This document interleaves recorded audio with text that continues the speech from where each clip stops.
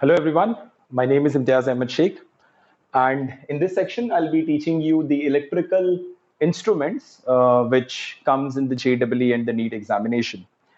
तीन तरह का इंस्ट्रूमेंट बहुत पॉपुलर है जो JEE नीट एग्जामिनेशन में आता है. Those three instruments are, सबसे पहला होता है व्हीट स्टोन ब्रिज, दूसरा होगा आपका मीटर ब्रिज और तीसरा होगा आपका पोटेंशियोमीटर. सो इस तरह के तीन इंस्ट्रूमेंट हमारे सामने आने वाले हैं. Wheatstone bridge, meter bridge and potentiometer. Will be starting with Wheatstone bridge जो सबसे सिंपल माना जाता है. Now try to understand the significance of this class. इस पर्टिकुलर सेशन में मैं बहुत ही कम कहते हैं ना, बहुत ही कम चीजों में तुम्हें इनके बारे में बताने वाला हूं. The idea is knowing only those things जो important है क्वेश्चन सॉल्व करने के लिए.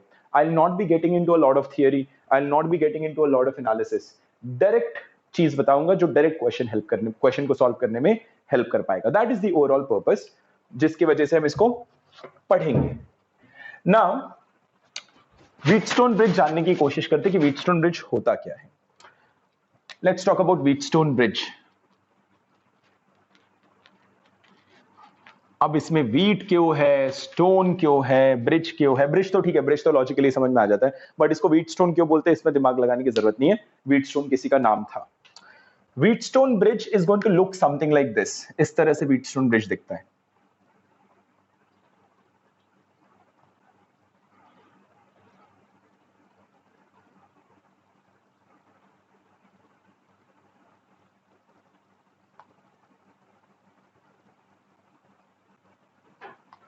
इस तरह का सेटअप होता है व्हीटस्टोन ब्रिज का. Let's say this is P, this is Q, this is R, this is S. This is how Wheatstone bridge will look like. These are resistances, P, Q, R and S. These are resistances, and this is a galvanometer. The purpose of the galvanometer is to show you the presence of current, the direction of current as well. So that's the galvanometer. इसमें हमारे सामने तीन तरह की conditions आती हैं. एक होता है तीन तरह की कंडीशंस जिसको जो दो वर्टिकल में डिवाइड किया जा सकता है. The first is called as balanced Wheatstone bridge. जब मैं आपसे कहूंगा बैलेंस्ड, तो बैलेंस्ड का मतलब क्या होगा. बैलेंस्ड का मतलब होता है the current through the galvanometer, the current through the galvanometer turns out to be zero. यानी गैल्वेनोमीटर के थ्रू करंट नहीं जाएगा. अब बैलेंस्ड की कंडीशन क्या होती है वो समझ लेना. बैलेंस्ड की कंडीशन होती है कि ऑपोजिट रेजिस्टेंसेस का प्रोडक्ट इक्वल हो जाए. यानी कि in this case PS should be equal to QR. Opposite resistances के प्रोडक्ट इक्वल हो जाए. इन दैट केस हम इसको कहेंगे balanced Wheatstone bridge. And balanced Wheatstone bridge will have current zero passing through the galvanometer, yani ki no current passes through the galvanometer. So this particular part of the circuit is as good as it does not even exist. Next, unbalanced case में क्या होगा. So that was the first case. जब हम unbalanced की बात करेंगे तो unbalanced में the current through the galvanometer is not equal to zero. Current zero नहीं है. Now the question comes कि current कहां से कहां जाने वाला है. So हम जो है ये देख लेते हैं. कुछ पॉइंट्स को मार्क कर देते हैं. इस पॉइंट को मैं बोल दे रहा हूं A और इस पॉइंट को मैं बोल दे रहा हूं B. So the question is कि करंट नॉन जीरो है तो करंट की डायरेक्शन क्या होगी. करंट आपका कैसे ट्रैवल करेगा. Will the current travel from A to B और the current will travel from B to A. ये आइडेंटिफाई कैसे किया जाता है. अब ध्यान रखना, PS अगर QR से ज्यादा हो गया. What is PS? PS is the product of the resistances. अब यहां पर मैंने स्टार्टिंग में ही बता दिया था कि P एक रेजिस्टेंस है, Q एक रेजिस्टेंस है, S एक रेजिस्टेंस है, R एक रेजिस्टेंस है. सो अगर इन दोनों के प्रोडक्ट से ज्यादा रहा तो करंट नीचे से ऊपर जाएगा, that is A to B. And vice versa कि अगर इन दोनों का product that is QR is greater than इन दोनों का प्रोडक्ट दैट इज PS, तो उस केस में आपका करंट जो है वो ऊपर से नीचे जाएगा. सो this is basically Wheatstone bridge. Wheatstone bridge के दो कंडीशंस हैं, बैलेंस्ड एंड अनबैलेंस्ड। और बैलेंस्ड जो है उसमें क्या क्राइटेरिया है, क्या कंडीशन है, एंड सिमिलरली अनबैलेंस्ड के लिए क्या कंडीशन निकल कर आएगी, ये चीज हमें पता होना चाहिए, right? And that is how we are going to solve it. If the current through the galvanometer is zero, what does that mean? अगर इसके थ्रू बैलेंस्ड केस है, करंट इसके थ्रू जीरो है, इसका मतलब ए पॉइंट और बी पॉइंट का पोटेंशियल सेम होगा। द रीजन इज जब यहां से करंट आपका पास ही नहीं हो रहा, तो इसका मतलब इन दोनों का पोटेंशियल क्या हो जाएगा, सेम हो जाएगा। And that's how you will and up solving this question. Or you can also take off the galvanometer and eventually and similarly simplify the overall question. Now that was Wheatstone bridge. Next we are going to study the meter bridge. Thank you. Let's talk about the second electrical instrument. The first that we studied was Wheatstone bridge. The second electrical instrument is the meter bridge. अब ये meter bridge क्या होता है? When you look at the word meter, तो यहां से आपको समझ में आ जाना चाहिए कि यहां पर ये meter word आता कैसे है। 100 सेंटीमीटर का यू हैव 100 सेंटीमीटर का रेजिस्टेंस होता है। ये रेजिस्टेंस वायर के फॉर्म में हो सकता है, रॉड के फॉर्म में हो सकता है, प्लेट के फॉर्म में हो सकता है, किसी के फॉर्म में 100 सेंटीमीटर का रेजिस्टेंस हम यूज करने वाले हैं, and hence it is called as a meter bridge. अब ये कौन से प्रिंसिपल पे ऑपरेट करता है, मैं इसका प्रिंसिपल भी लिख देता हूं। It operates on Wheatstone principle. ये व्हीटस्टोन प्रिंसिपल पे ऑपरेट करता है। Now that is basically the operating principle कि कैसे ऑपरेट करेगा ये आपका ऑपरेटिंग प्रिंसिपल हो गया। नाउ ऑपरेटिंग प्रिंसिपल तो व्हीटस्टोन प्रिंसिपल है आपका, लेकिन इसका पर्पस क्या है? आप क्यों व्हीटस्टोन ब्रिज का यूज, आप क्यों मीटर ब्रिज का यूज करते हो? The purpose is to identify an unknown resistance. एक रेजिस्टेंस है जिसके वैल्यू से हम वाकिफ नहीं हैं, तो उस रेजिस्टेंस को आइडेंटिफाई करने के लिए हम जो है यहां पर मीटर ब्रिज का यूज करेंगे। Now I am going to make the meter bridge in front of you. Configuration इसकी समझने की कोशिश करना, that how does a meter bridge look like. आपका मीटर ब्रिज कुछ इस तरह से दिखेगा कि ये आपका होगा एक 100 सेंटीमीटर का 100 सेंटीमीटर का आपका ये रेजिस्टेंस प्लेट होगा, यानी ये रेजिस्टेंस ऑफर करेगा। 100 सेंटीमीटर का रेजिस्टेंस का रॉड है, इस पे मार्किंग लगी होगी, मैं पहले बता दे रहा हूं, ऐसे छोटी बड़ी करके इस पे ना मार्किंग लगी, कैलिब्रेशन हो चुका है इसका, इस पे मार्किंग लगी हुई है। ऑब्वियसली बात है, ये आपका हो जाएगा 0 सेंटीमीटर, यहां से शुरू होगा, तो ये पॉइंट आपका रिफ्लेक्ट करेगा 100 सेंटीमीटर। अब ये पर्टिकुलर रॉड जो है वो एक बैटरी से कनेक्टेड है, वो बैटरी मैं नीचे बना दे रहा हूं। इस तरीके से ये एक बैटरी से कनेक्टेड है, और बैटरी जो है इसको पावर सप्लाई दे रहा है। लेट्स से बैटरी के ईएमएफ को मैंने मान लिया E। ये कनेक्टिंग वायर है। इस केस में कनेक्टिंग वायर का मतलब क्या होता है? कनेक्टिंग वायर का जो रेजिस्टेंस होता है वो 0 होता है। अब इसी से यहां पर जो है स्क्रू ऐसे इस तरह से ऐसे कनेक्टिंग प्लेट्स लगे रहेंगे, इस तरीके से कनेक्टिंग प्लेट्स लगे हुए हैं। मैं थोड़ा और अच्छे से बना देता हूं। यहां पर इस तरह से ऐसे, यूं ऐसे,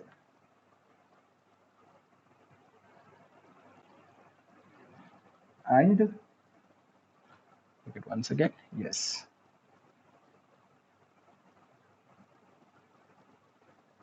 इस तरह से जो है कनेक्टिंग प्लेट्स लगे रहेंगे यहां पर।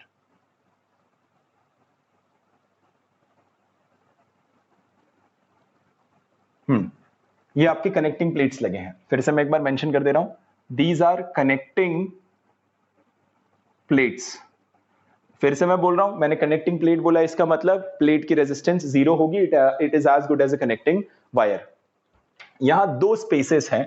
पहले स्पेस में हम लगाते हैं एक नोन रेजिस्टेंस, और दूसरे स्पेस में हम लगाते हैं एक अननोन रेजिस्टेंस। यहां पर एक रेजिस्टेंस लगाया जाएगा जिसका नाम होगा R, और यहां पर एक रेजिस्टेंस लगाया होगा जिसका नाम होगा S। ये जो R होगा इसके बारे में जानना, ये R आपका नोन रेजिस्टेंस है, यानी वो रेजिस्टेंस जिसकी जानकारी आपके पास है, आप इसको यूज करते हैं रेजिस्टेंस बॉक्स का इस्तेमाल करके। ये आपका जो S है, ये S आपका अननोन रेजिस्टेंस है, यही तो हमें निकालना है, पूरे सवाल का पर्पस ये है कि हम S की वैल्यू निकालें। तो ये हमारा सेटअप हो गया। अब यहां पर आप देखेंगे तो मिडल में यहां से एक वायर निकलेगी और ये ऐसे गैल्वेनोमीटर से पास होगी। Let me tell you what is the purpose of galvanometer. The purpose of galvanometer is to identify the presence of current and the direction of current as well. तो आप यहां पर गैल्वेनोमीटर रहेगा और गैल्वेनोमीटर के दूसरे छोर से इस तरह से एक जॉकी निकला होगा जो कि जा करके ऐसे इस पर्टिकुलर मीटर ब्रिज को टच करेगा। Now what is a jockey? A jockey is nothing but something similar to a pen जिसके एक एंड पे वायर लगा था, दूसरे एंड पे टच पॉइंट था। तो आपने वायर लगा टच पॉइंट से ला करके यहां पर टच कर दिया। जॉकी का पर्पस क्या है? कॉन्टैक्ट क्रिएट करके एक सर्किट को कंप्लीट करना। फिर से बोलूंगा, कॉन्टैक्ट क्रिएट करके सर्किट को कंप्लीट करना, that is the purpose of a jockey. तो यहां से जॉकी निकलेगा जो आकर यहां पे टच करेगा। नाउ टच करने का मतलब क्या है? ये जॉकी इस पे फ्रीली मूव कर सकता है, आप खुद पकड़ के इसके ऊपर ऐसे मूव करवा सकते हैं। अब आप अगर देखेंगे तो ये हमारा जो है सर्किट पूरी तरह कंप्लीट हो चुका है, पूरी तरह कंप्लीट हो चुका है। नाउ आप क्या करेंगे? ऑब्वियस सी बात है कि ये बैटरी के वजह से यहां से करंट पास होगा और करंट की वजह से the circuit is going to have current, और उसका मतलब गैल्वेनोमीटर में भी करंट होगा। आप जॉकी को अलग अलग पॉइंट पे टच करेंगे तो गैल्वेनोमीटर की रीडिंग बदलना शुरू हो जाएगी। आपको जॉकी को गैल्वेनोमीटर पे मूव करते रहना है तब तक जब तक आपको गैल्वेनोमीटर की रीडिंग जीरो ना मिल जाए। जहां पर गैल्वेनोमीटर की रीडिंग आपको जीरो मिल गई उसे कहेंगे नल पॉइंट, और हमें वो नल पॉइंट आइडेंटिफाई करना है। लेट्स से मैं अलग अलग पॉइंट पे ऐसे मूव करता रहा और यहां पर जो है गैल्वेनोमीटर की रीडिंग जीरो आ गई, तो मैं इस पॉइंट को बोल दूंगा नल पॉइंट। नल पॉइंट मतलब नल पॉइंट पर आपके गैल्वेनोमीटर की रीडिंग क्या हो जाएगी? जीरो हो जाएगी। सो दिस इज अ पॉइंट जहां पर गैल्वेनोमीटर के थ्रू करंट जीरो हो जाएगा और ये नल पॉइंट हो जाएगा। अब जो है आपका गैल्वेनोमीटर का रीडिंग जीरो हो चुका है। जैसे आपका नल पॉइंट मिल जाएगा, आप इसको मेजर कर लो और इसको बोलो x। इसको मेजर कर लो, इसको बोलो x। ये पूरा 100 था तो ये हो जाएगा आपका 100 माइनस x। तो इस तरीके से आपने लेंथ को मेजर कर लिया है। अब अगर आप इसको ध्यान से देखोगे, it looks like a Wheatstone bridge. Pay attention कैसे? मैं इसी का डायग्राम यहां बनाने जा रहा हूं। And how does it look like a Wheatstone bridge? Let me name them first. इसको मैं नाम कर देता हूं। कैसे यहां पर बनाया जाए? Okay, how do I name it? I am naming it as, इस पॉइंट को मैं बोल दे रहा हूं ए। इस पॉइंट को मैं बोल दे रहा हूं, ये कॉन्टैक्ट पॉइंट को मैं बोल दे रहा हूं बी। इस पॉइंट को मैं बोल दे रहा हूं सी। इस पॉइंट को मैं बोल दे रहा हूं डी। सो ध्यान से देखना, अगर इसको आप इमेजिन करेंगे then how does it look like? ये वायर है ना, तो ये ऐसे दिखेगा। यहां से आपका ये रहा पॉइंट आपका, this is point A, this is point B, this is point C, और ये वायर ऐसे चला गया, and this is point D. A और बी के बीच में जो रेजिस्टेंस है वो आर है, बी और सी के बीच में जो रेजिस्टेंस है वो एस है, ए और डी के बीच में जो रेजिस्टेंस है वो हमें अभी इसको लिखना पड़ेगा, और ये वाला जो रेजिस्टेंस है वो ये है। अब यहां पर ध्यान रखना, आपने पढ़ा होगा कि रेजिस्टेंस का फॉर्मूला होता है R is equal to rho L upon A, जहां पर रो को रेजिस्टिविटी बोलते हैं, एल को लेंथ बोलते हैं, ए को एरिया बोलते हैं। इस रॉड की रेजिस्टिविटी और इस रॉड का एरिया लगातार जो है वो कांस्टेंट है, इट्स नॉट चेंजिंग। यानी मैं बोल सकता हूं that resistance is directly proportional to length, and if resistance is directly proportional to length, तो मैं कह सकता हूं दैट यहां पर this particular R A D, ये resistance R A D is directly proportional to X, और ये बोल दूंगा मैं R C D. So R C D is directly proportional to 100 minus x.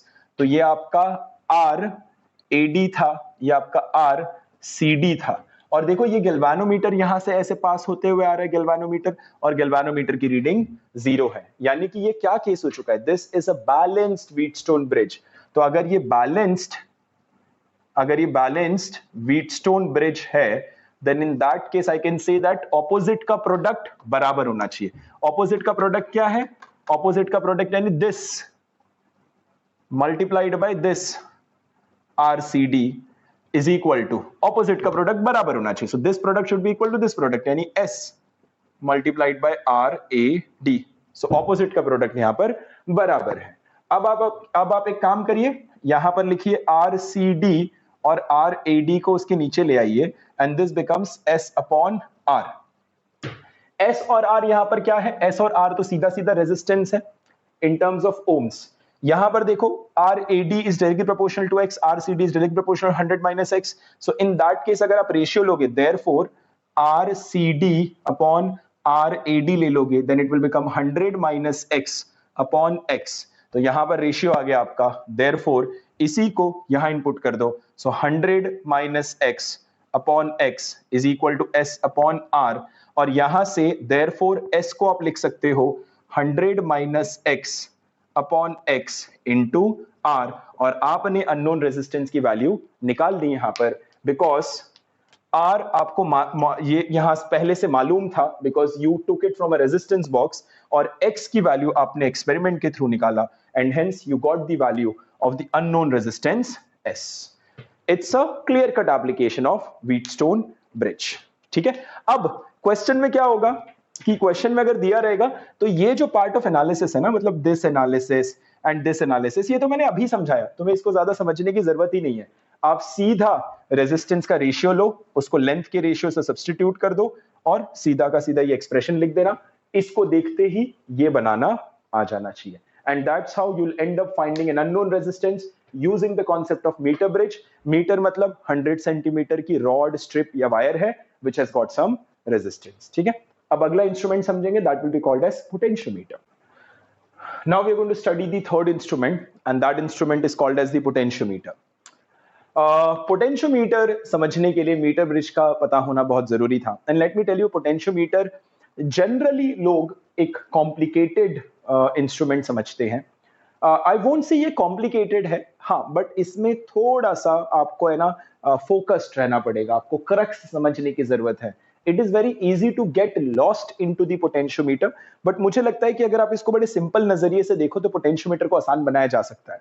अब वो सिंपल नजरिया क्या होगा आपका? द सिंपल नजरिया इज कि आप जानो कि पोटेंशियोमीटर का कॉन्फ़िगरेशन कैसा होता है, यानी पोटेंशियोमीटर बनाते कैसे, how does it look like electrically, potentiometer के पीछे प्रिंसिपल कौन सा होता है, और पोटेंशियोमीटर की जो है पर्पस क्या होता है। ये चीज अगर आपको पता है, then you can easily understand and solve question surrounding potentiometer. आज इसको आसान बनाने की कोशिश करते हैं। नाउ पोटेंशियोमीटर, ऑब्वियसली बात है, मीटर शब्द से आपको समझ में आ रहा है that we are going to use the concept of meter bridge, ऐसे ध्यान में रखना। एंड पोटेंशियो का मतलब है यहां पर आप पोटेंशियल डिफरेंस निकाल सकते हैं, यानी यहां पर आप वोल्टेज निकाल सकते हैं। सो पोटेंशियोमीटर के पीछे अगर आप जानने की कोशिश करेंगे कि इसके पीछे ऑपरेटिंग प्रिंसिपल क्या है, कि किस प्रिंसिपल पे पोटेंशियोमीटर को ऑपरेट किया जाता है, then the principle is meter bridge. जो मीटर ब्रिज का आपने कॉन्सेप्ट यूज किया था, सिमिलर कॉन्सेप्ट पे आपका पोटेंशियोमीटर चलता है। अब आप जानने की कोशिश करोगे कि चलो प्रिंसिपल तो पता चल गया, पर्पस क्या है, फायदा क्या है। दो फायदे हैं भाई। पहला फायदा है अननोन ईएमएफ निकालना, इसी का सब केस है, कंपैरिजन भी आप कर सकते हो। सेकंड है आपका कि अननोन इंटरनल रेजिस्टेंस को निकालना, आप इससे अननोन इंटरनल रेजिस्टेंस भी निकाल सकते हो। तो अननोन ईएमएफ को निकालना is the first way, and the second way is to identify the unknown internal resistance. First आ जाएगा तो दूसरा अपने आप समझ में आ जाएगा। सो एक काम करते हैं, अभी हमारा काम होगा कि हम जो है पोटेंशियोमीटर की कॉन्फ़िगरेशन बनाएं। अब जब भी हम कॉन्फ़िगरेशन बनाएंगे तो आपको यहां पर जानने की जरूरत होगी कि will be operating in two kinds of circuit. यहां दो तरह का सर्किट पॉसिबल होगा। The first kind of circuit will be called as the main circuit. Main circuit मतलब ये लोग सप्लायर है, ये सप्लाई करेंगे। And the second is called as the auxiliary circuit. Auxiliary circuit यानी वो सर्किट जहां पर हम कुछ ना कुछ बदलेंगे और एक्सपेरिमेंट करेंगे। तो आपको जानने की जरूरत है कि मेन सर्किट क्या है इस केस में, और ऑक्सिलरी सर्किट क्या है। My black marker is over, तो अभी हम ब्लू और रेड से डील करेंगे। So let's make the potentiometer and let us make the main circuit. How does a main circuit looks like? इस तरह का कुछ कॉन्फ़िगरेशन होगा पोटेंशियोमीटर का। ये आपका मेन सर्किट में बनाने जा रहा हूं।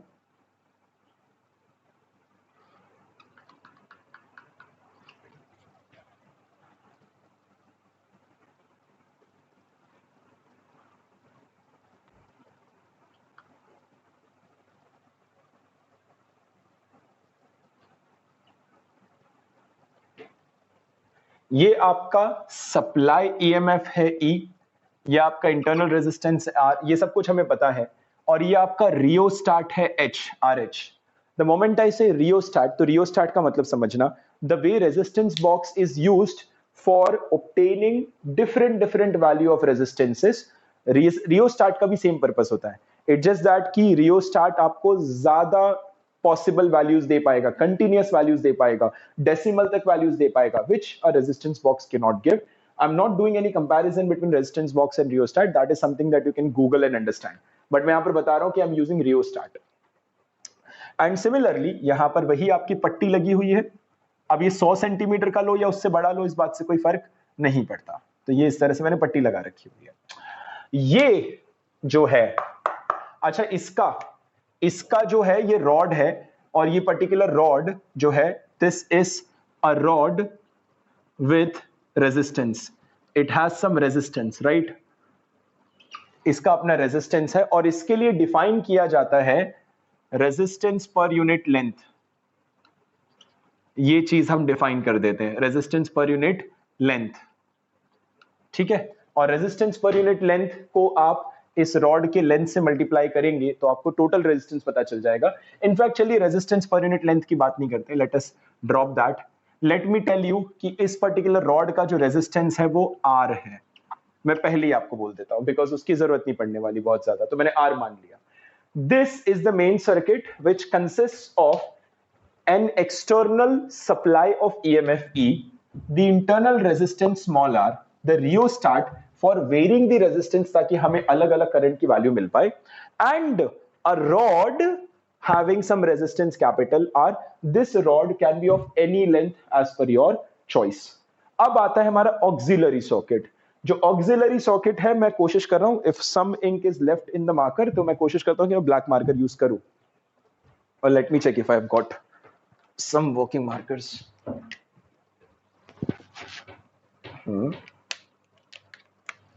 अरे इससे बेहतर तो मेरे पास ही है, इसके और बुरे हाल है। नाउ ऑक्सिलरी सॉकेट में बना रहा हूं। ऑक्सिलरी सॉकेट हमें कैसा दिखाई देगा? ऑक्सिलरी सॉकेट के लिए what we are going to do is, यहां से आप जो है एक वायर ऐसे निकालिए, और ये ऐसे बना लिया हमने। और लेट मी टेल यू, यहां से एक वायर ऐसे मैंने निकाला और ये ऐसे बना लिया। इसके बीच में स्पेस खाली छोड़ो, और यहां से वायर ऐसे फिर खींचो, और इसको जो है ले जा करके गैल्वानोमीटर से कनेक्ट करो, और गैल्वानोमीटर से जॉकी निकाल दो ऐसे, और जॉकी कहीं जा करके यहां टच करेगा J। ध्यान से, ये जो ब्लैक कलर से मैंने बनाया ना, यहां से एक वायर निकालो और ऐसे कनेक्ट करो, और ये जॉकी और गैल्वानोमीटर से ऐसे कनेक्ट करो। This consist of the auxiliary socket.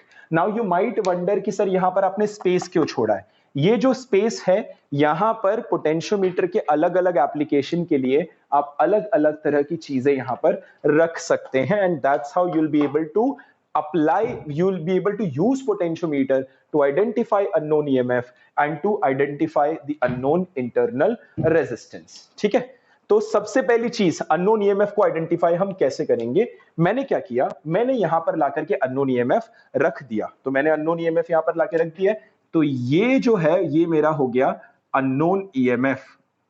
ये unknown EMF हो गया, इसको मैंने बोल दिया E डैश, और इसका भी इंटरनल रेजिस्टेंस था R dash. Let me tell you, मेरा पर्पस है यहां पर आइडेंटिफाई करना अननोन ईएमएफ E डैश। तो ये R डैश दिखाओ ना दिखाओ इस बात से फर्क नहीं पड़ता, ठीक है। सो मुझे निकालना ये चीज अननोन ईएमएफ E डैश। सो इस तरीके से आपका सर्किट कंप्लीट हो चुका है। नाउ जब इस तरीके से आपका सर्किट कंप्लीट हो चुका है, तो उस केस में आप क्या करेंगे कि अब ये जॉकी जो है यहां पर टच करेगा। जब ये जॉकी यहां पर टच कर रहा है, तो गैल्वानोमीटर की कोई रीडिंग निकल कर आ रही होगी। आपको जॉकी को रॉड पे इस तरह से मूव करते रहना है, कांटेक्ट रखते हुए, कि आपका गैल्वानोमीटर जो है वो रीडिंग आकर के शो कर दे 0।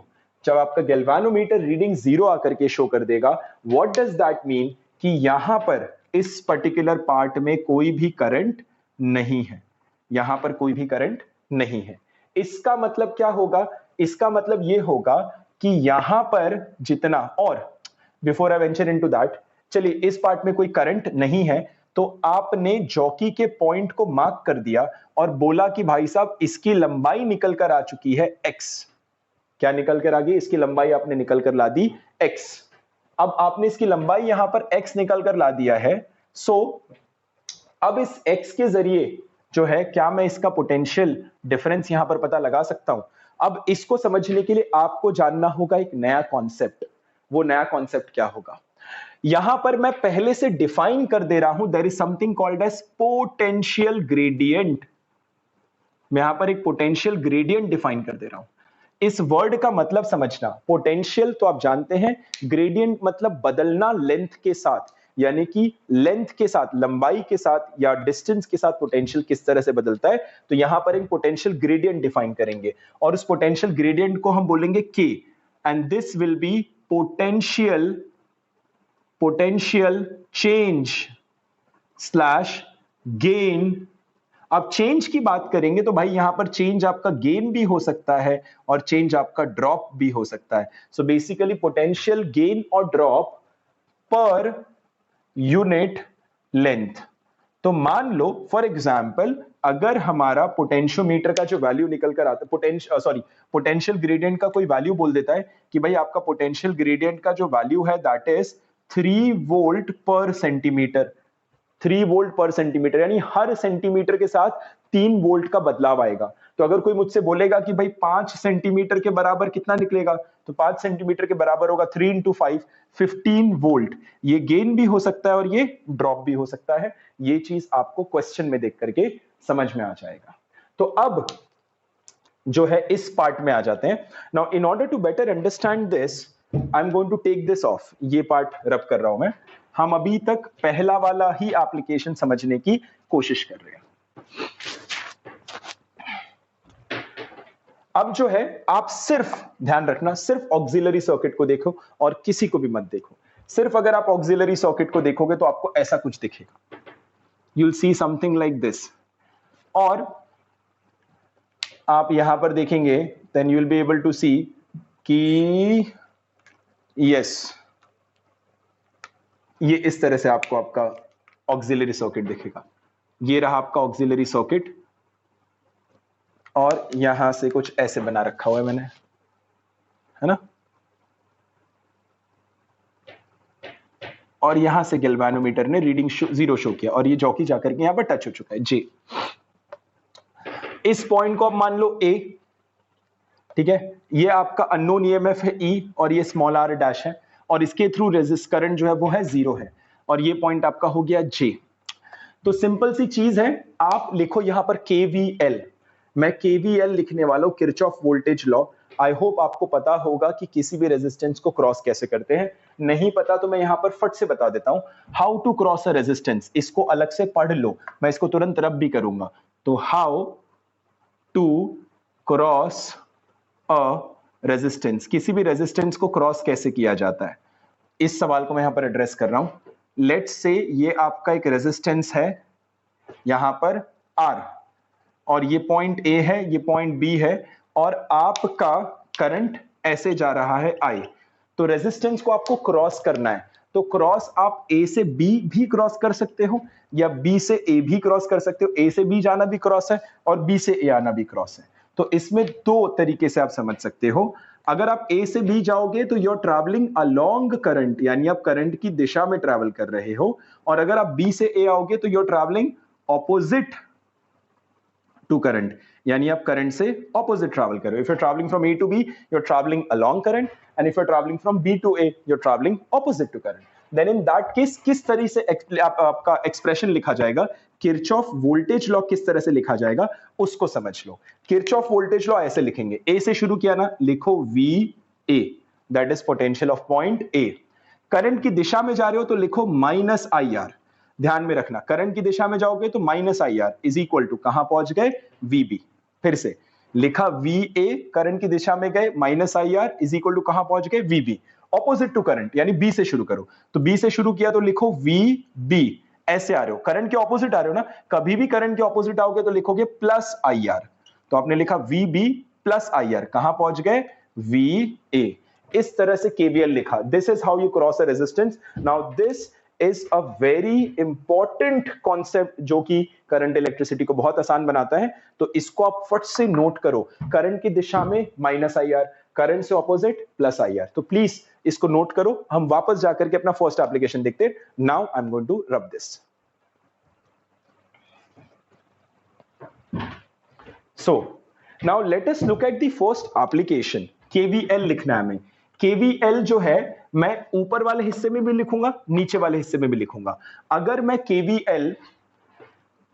KVL जो है किरचॉफ वोल्टेज लॉ ऊपर वाले हिस्से में लिखूं तो मैं कैसे लिख सकता हूं, यहां पर मैं लिख सकता हूं कि यहां पर there is some potential change, right, यहां पर सम पोटेंशियल ड्रॉप है, so यहां पर there is some potential drop and अच्छा वो पोटेंशियल ड्रॉप कितना होगा वो जान लेते हैं। आपको मैंने बोला है ना पोटेंशियल चेंज जो है वो K है पर यूनिट लेंथ, इसकी लंबाई कितनी थी X, तो यहां पर जो पोटेंशियल ड्रॉप आया delta V that is equal to KX, यहां पर पोटेंशियल ड्रॉप कितना आ गया, delta V is equal to KX। And यहां पर अगर आप देखेंगे तो यहां पर पोटेंशियल ड्रॉप कितना आता है उसको लिख सकते हैं हम लोग। अगर ये पॉइंट A है तो ये पॉइंट आपका A हो जाएगा, सिंस गैल्वेनोमीटर से कोई करंट नहीं जा रहा तो ये J है तो ये पॉइंट J हो जाएगा। इसके लिए KVL लिखो, VA, करंट ऐसे ट्रैवल करेगा ना, यहां पर देखो सर्किट अगर यहां देखोगे तो करंट जो है वो ऐसे ट्रैवल करने वाला है। सो करंट अगर ऐसे ट्रैवल करेगा तो यहां पर करंट जब ऐसे ट्रैवल कर रहा है तो पोटेंशियल ड्रॉप होगा, तो VA minus KX that is the potential drop is equal to VJ। ये आपने इसके लिए लिखा। सिमिलरली इसके लिए लिखो VA, बड़े से छोटा प्लेट जाना मतलब माइनस E डैश, करंट नहीं ट्रैवल कर रहा ना, तो जब करंट नहीं है तो रेजिस्टेंस ड्रॉप नहीं दिखा सकता, so this is going to be VA minus E dash is equal to VJ, और इन दोनों को कंपैरिजन करने से हमें पता चलता है E dash is equal to KX। पता चल गया आपको आपका अननोन EMF, बिकॉज K की वैल्यू हमें पहले से पता थी और X मैंने यहां पर मेजर कर लिया था। सो इस तरीके से आपने जो है अननोन EMF को आइडेंटिफाई कर लिया। This was the first purpose और द एप्लीकेशन ऑफ पोटेंशियोमीटर।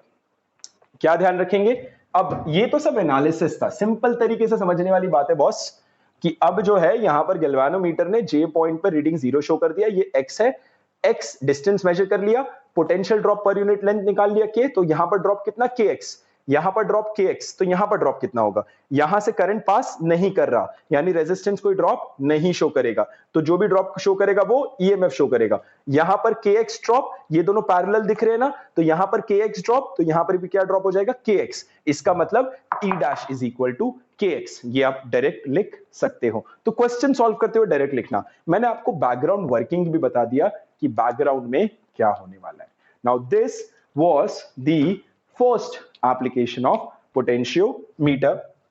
अब जो है इसका दूसरा एप्लीकेशन देखते हैं। दूसरा एप्लीकेशन के लिए इसको नोट कर लो, मैं इसको रब करने वाला हूं।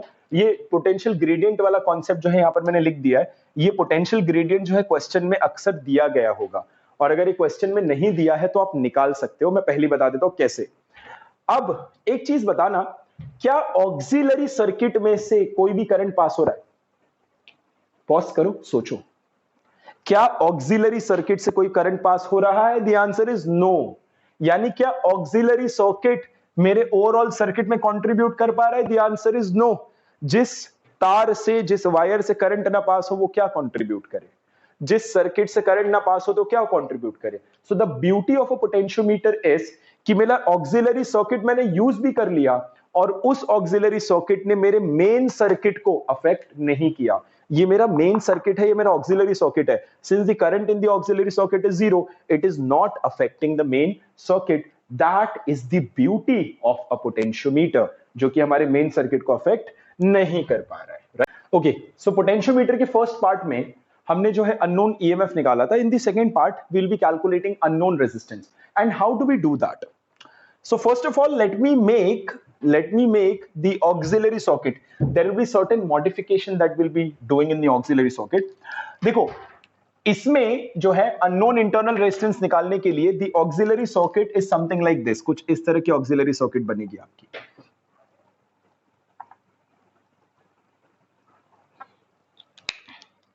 इस तरह का आपका ऑक्सिलरी सर्किट होगा।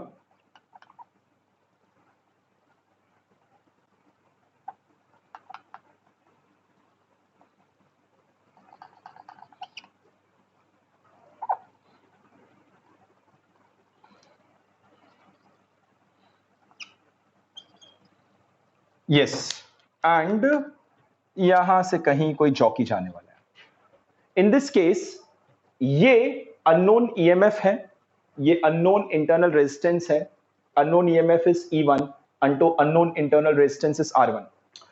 और ऑक्सिलरी सर्किट में एक अलग से रेजिस्टेंस लगा के रखते हैं जो कि नोन होता है, इसको मैंने R डैश बोल दिया। E1 and R1 are unknown. और ये ऑक्सिलरी सर्किट से फिर से हमने अपने गैल्वानोमीटर को कनेक्ट कर रखा हुआ है। And the standard thing that we are going to do is हम इस गैल्वानोमीटर से एक जॉकी को कनेक्ट करेंगे and will keep moving it on this. इसमें फर्स्ट पार्ट में हमें अननोन ईएमएफ निकालना है, और हमारा जो अननोन ईएमएफ है वो अभी E1 है जो हमें निकालने की जरूरत है। तो उस केस में आप जो है ये यहां पर देखना, इस पार्ट को आप ओपन रखते हैं, सर्किट के इस हिस्से को आप ओपन रखेंगे, और जब इस हिस्से को आप ओपन रखेंगे तो इसमें से कोई करंट नहीं जा रहा होगा। सो जो करंट जाएगा वो इसके थ्रू ऐसे होकर के जाएगा, क्योंकि यहां आपकी सर्किट ओपन है, यानी सर्किट आपकी टूटी हुई है, और इसके थ्रू करंट जा रहा होगा, और आप अपने जॉकी को घुमाते रहेंगे until the jockey comes to a point and it gives you a value to be 0 in the galvanometer। अब galvanometer 0 शो करना शुरू करते हैं, तो इस पॉइंट को आप A मान लो। Then in that case once the galvanometer shows 0, आपका नल पॉइंट आपको मिल चुका है। अब आप इस पे फॉर्मूलेज लिख सकते हो।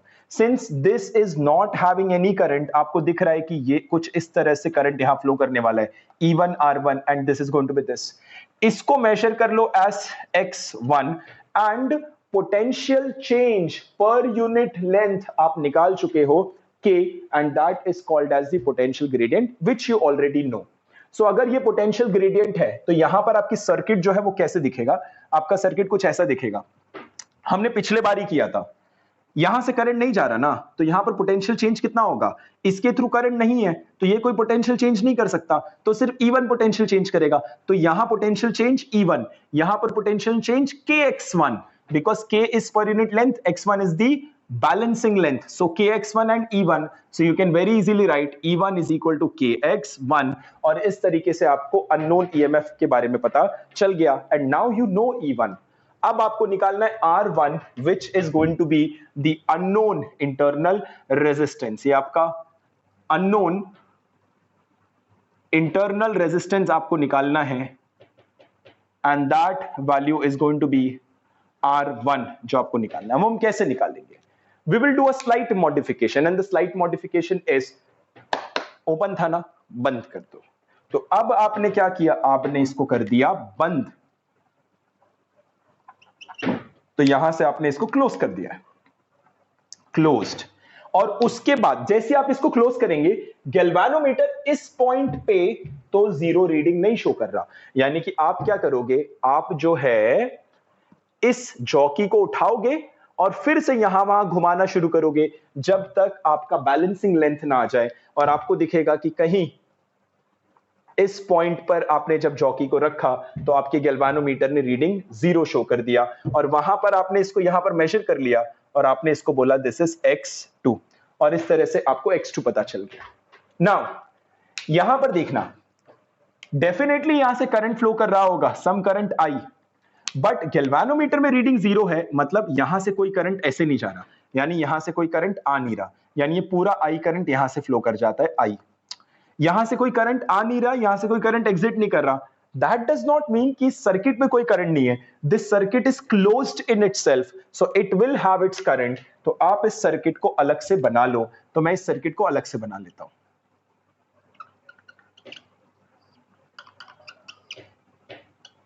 R डैश R1 E1, ये पॉइंट A है, तो ये पॉइंट अगर A है तो ये पॉइंट को भी मैं A लूंगा, ये पॉइंट J है तो इस पॉइंट को भी मैं J लूंगा।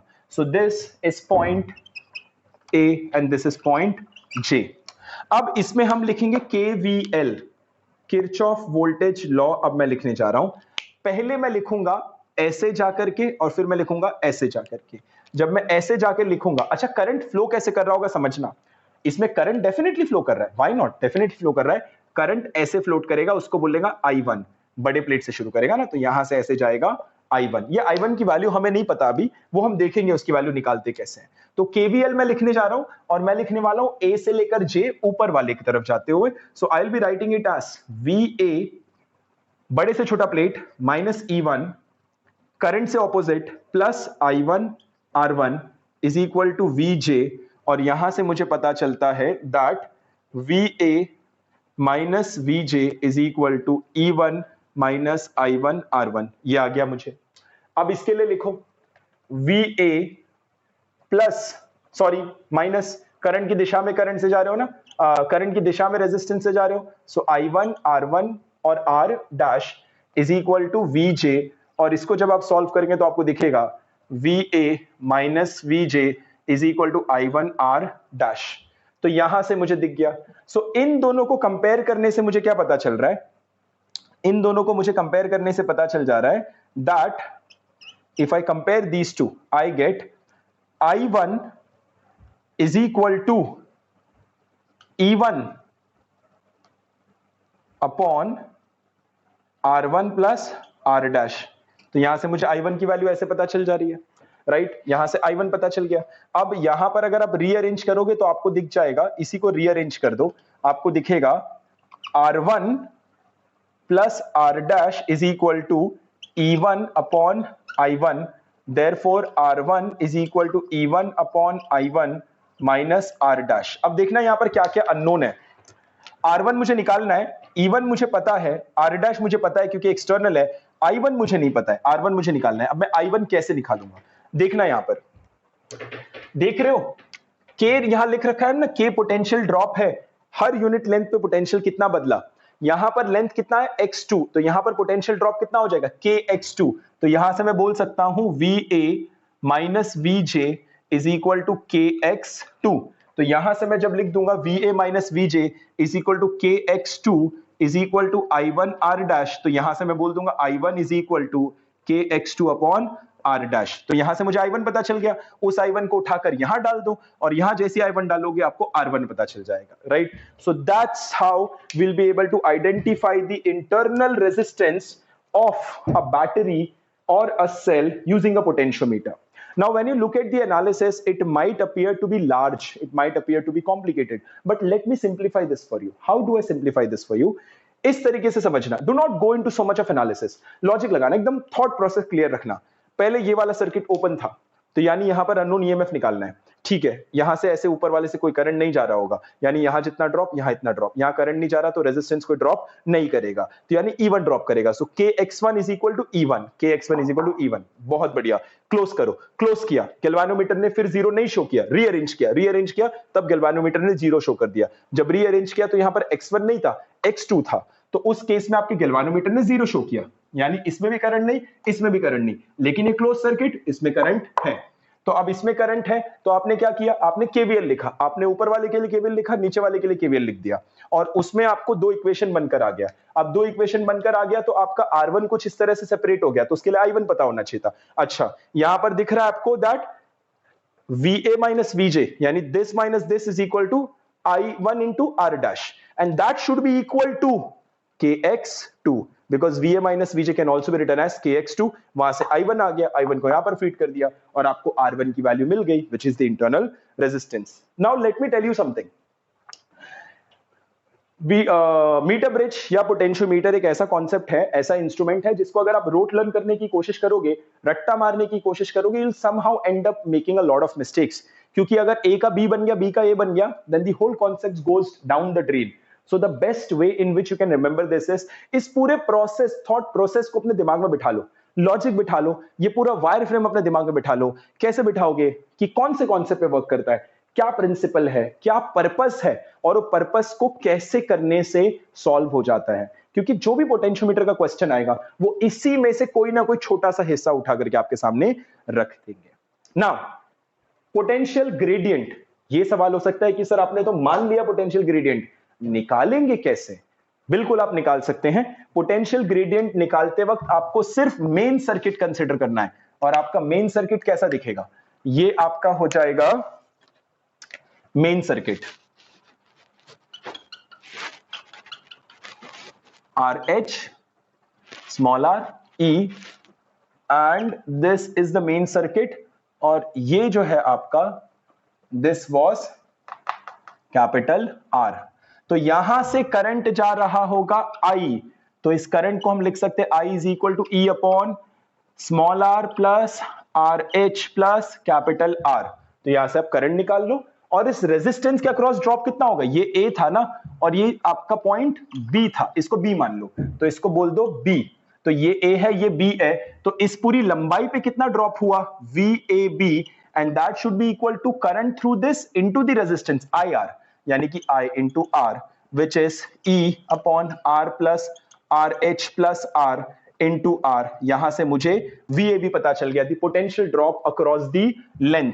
तो मुझे अगर पोटेंशियल ड्रॉप पर यूनिट लेंथ निकालना होगा तो VAB, आप मान लो कि इसकी लंबाई L है, तो it's going to be VAB upon L, that is potential drop, potential change और पोटेंशियल ग्रेडियंट। तो इस तरीके से आप पोटेंशियल ग्रेडियंट को निकाल सकते हैं। So in this particular session, we understood about Wheatstone bridge as a concept. We understood about, now Wheatstone bridge as a concept gives you the condition for galvanometer showing reading to be 0. फिर हमने उसको use करके metre bridge लाए। Metre bridge में हमने क्या निकाला? Unknown resistance. Concept कौन सा यूज किया? Wheatstone ब्रिज का। इससे आगे बढ़े और पोटेंशियोमीटर आया। पोटेंशियोमीटर में कॉन्सेप्ट कौन सा यूज किया? मीटर ब्रिज का। निकाला क्या हमने इस केस में? पोटेंशियोमीटर से हमने अननोन ईएमएफ की वैल्यू निकाल दी। Potentiometer, potentio, EMF voltage, potential, so potentiometer से हमने अननोन ईएमएफ निकाला और दूसरा इंटरनल रेजिस्टेंस निकाला, right? This is how we end up solving. ये तीन बड़े ही इंपॉर्टेंट इलेक्ट्रिकल इंस्ट्रूमेंट है जो कि जेईई एग्जामिनेशन में, नीट एग्जामिनेशन में, क्लास 12th में, चाहे वो सीबीएसई हो या स्टेट बोर्ड हो, पूछा जाता है। Have a very clear picture of it. Now in case you like the video and you thought कि इससे आपको कोई ना कोई value addition हुआ है and you ended up learning it in a simple way, then I would request you to subscribe to the channel, to press like, है ना? In case you have any feedback through which I can make this video a better version of it, so आप एक काम करिए, description में मेरा phone number है, click करके उसे व्हाट्सएप डिलीवर कर दो या फिर कमेंट में मेंशन कर दो। And for your friends, you know, just use the YouTube link and share this video widely with all your friends who are doing similar preparation as yours. Thank you so much. Bye.